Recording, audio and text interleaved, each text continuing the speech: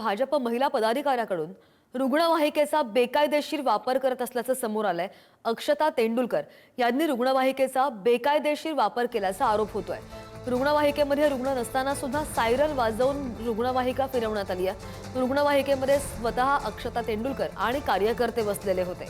फेरीवाल्यांच्या विरोधात वेगवेगळ्या प्रकारे आंदोलन केल्यानंतर गर्दीच्या दादर मार्केटमध्ये सायरन लावून ही रुग्णवाहिका फिरवली गेली आहे आणि रुग्णवाहिकेमध्ये रुग्ण नसेल आणि कोणती इमर्जन्सी नसेल तर सायरन लावून रुग्णवाहिका फिरवणं बेकायदेशीर आहे। वाहतूक पोलीस अक्षता तेंडुलकरांवर वाहतूक पोलीस कारवाई करणार का हे पाहणं महत्त्वाचं असेल। या संदर्भात आणखी जाणून घ्या आमचे प्रतिनिधी शिल्पा यांच्याकडून। शिल्पा, हा प्रकार जो आहे तो कसा समोर आला आणि आता काय कारवाई केली जाते? श्रद्धा, आपण जर पाहिलं तर भाजपच्या ज्या पदाधिकारी आहेत अक्षता तेंडुलकर यांच्याकडून रुग्णवाहिकेचा बेकायदेशीर वापर केल्याचा हा व्हिडिओ समोर आलेला आहे।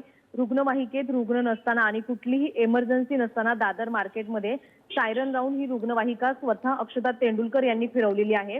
रुग्णवाहिकेत स्वतः अक्षता तेंडुलकर यांनी आणि त्यांचे कार्यकर्ते देखील बसलेले होते।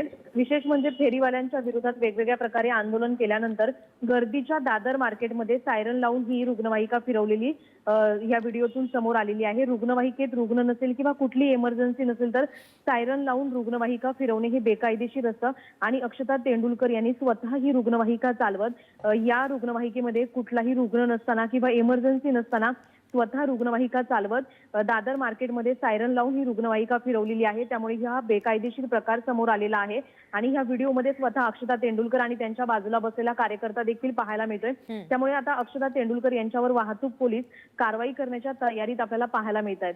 अगदी काय कारवाई होते याकडे लक्ष असेल। धन्यवाद शिल्पा दिलेल्या सगळ्या सविस्तर माहितीसाठी।